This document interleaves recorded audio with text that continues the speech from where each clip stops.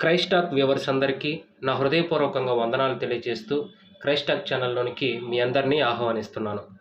ప్రియమైన దేవుని వారలారా, మనం ప్రీవియస్ వీడియోస్లో బైబిల్ యొక్క పరిచయంలో భాగంగా బైబిల్ వర్గీకరణ అనే టాపిక్ను మనం తెలుసుకున్నాం. బైబిల్ను పాత నిబంధనగాను క్రొత్త నిబంధనగాను వర్గీకరించడం జరిగింది. అట్లాగే పాత నిబంధనని కూడా 5 విభాగాలుగా వర్గీకరించడం జరిగింది. క్రొత్త నిబంధనని కూడా 5 విభాగాలుగా వర్గీకరించడం జరిగిందని మనం తెలుసుకొని ఉన్నాం. చూడని వాళ్ళు లింక్ డిస్క్రిప్షన్లో ఇస్తాను, చూడండి. అట్లాగే ఈరోజు మనం చర్చించుకోబోయే అంశము దీనికి రిలేటివ్గా ఉంటుందండి. ఏంటంటే బైబిల్ను 2 విభాగాలుగా వర్గీకరించారు, పాత నిబంధనగాను క్రొత్త నిబంధనగాను. పాత నిబంధనను 5 విభాగాలుగా వర్గీకరించారు. ఫస్ట్ మనము బైబిల్లో విభాగాలైనటువంటి ఈ 2 విభాగాల్లో ఫస్ట్ విభాగమైనటువంటి పాత నిబంధన గురించి ఆలోచిద్దాం. పాత నిబంధన. ఈ పాత నిబంధనను మొత్తం 24 మంది రచయితలు వ్రాశారు. అలాగే దీంట్లో మొత్తం 39 పుస్తకాలు ఉంటాయి. అధ్యాయాలు 929 అధ్యాయాలు ఉంటాయి. అలాగే మొత్తం వచనాలు 23,145 ఉంటాయి. అట్లాగే ఈ పాత నిబంధనను ఒక 5 విభాగాలుగా వర్గీకరించారని మనము తెలుసుకున్నాం. ఆ 5 విభాగాలు ఏంటో మరొకసారి చూద్దాం.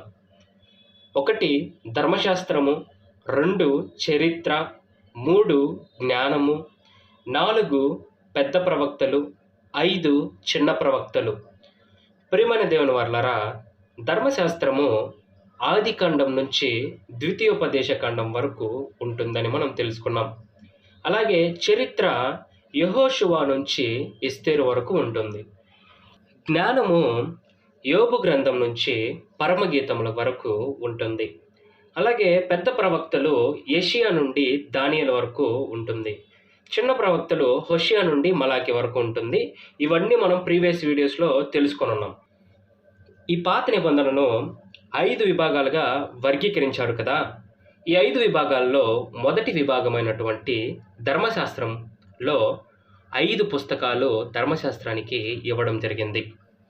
ఆ 5 పుస్తకాలు ఏంటంటే ఆదికాండము, నిర్గమాకాండము, లేవియాకాండము, సంఖ్యాకాండము, ద్వితీయోపదేశ కాండము. ఈ 5 పుస్తకాల్లో మొదటిగా మనము మొదటి పుస్తకమైనటువంటి ఆదికాండం యొక్క పరిచయం గురించి ఈరోజు టాపిక్లో మనం తెలుసుకుందాం. ఈ ఆదికాండము మొత్తము 50 అధ్యాయాలు ఉన్నాయి. ఈ ఆదికాండంలో మొత్తం వచనాలు 1533 ఉన్నాయి. ఈ ఆదికాండంలో మనం సహజంగా చూస్తుంటాం, వంశావళులు ఎక్కువ కనపడుతుంటాయి. ఈ మొత్తం వంశావళులు 10 ఉంటాయి. ఈ ఆదికాండం గురించి మనము ప్రాథమిక సమాచారం గురించి ఆలోచిద్దాం. అంటే ఫండమెంటల్ ఇన్ఫర్మేషన్ ఆఫ్ జెనసిస్. ప్రాథమిక సమాచారం ఈ ఆదికాండం గురించి ఏమిటంటే, మొదటిగా దీన్ని రచించింది మోషే గారు. ఇది పాత నిబంధనలో ఒక విభాగం. అలాగే ఇది పాత నిబంధనలో ఉన్నటువంటి ధర్మశాస్త్రంలో ఉన్నటువంటి ఒక పుస్తకం. అలాగే దీని యొక్క రచనా కాలం ఏంటంటే క్రీస్తుకు పూర్వము 1450 నుంచి 1410 మధ్యకాలంలో వ్రాయడం జరిగింది.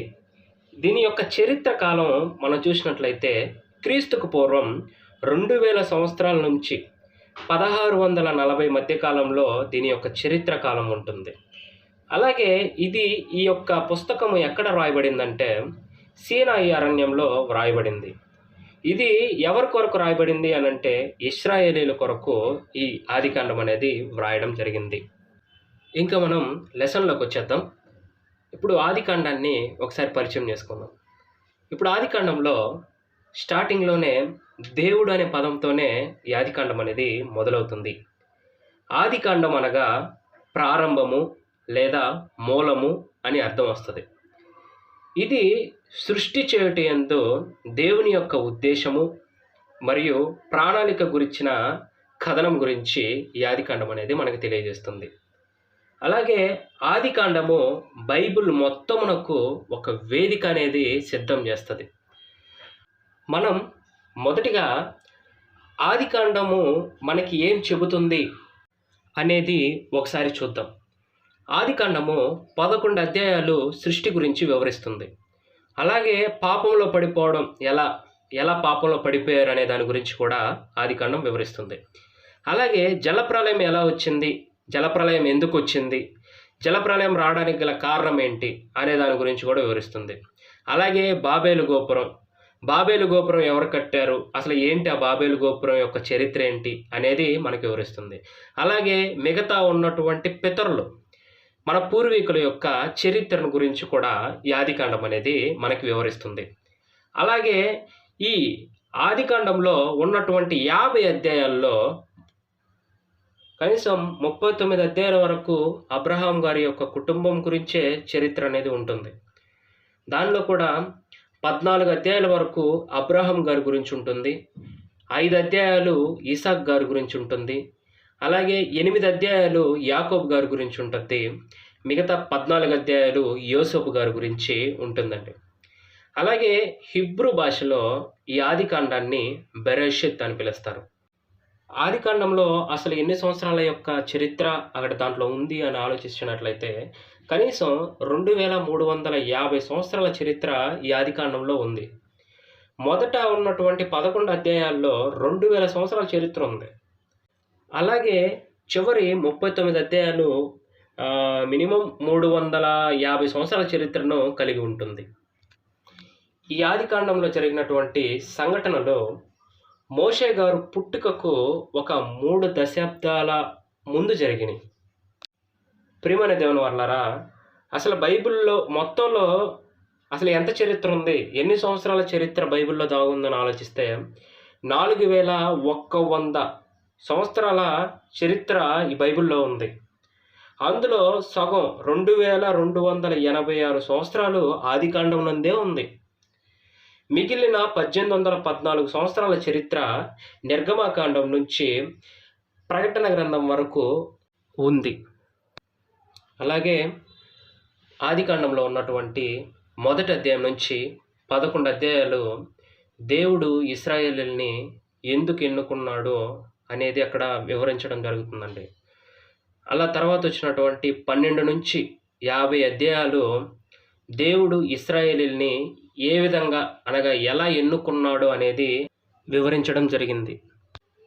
ఇది ఆదికాండం యొక్క ఫండమెంటల్ ఇన్ఫర్మేషను. ఇంతవరకు ఓపికతో ఉన్నందుకు నా హృదయపూర్వకంగా వందనాలు తెలియజేస్తున్నాను. Thanks for watching.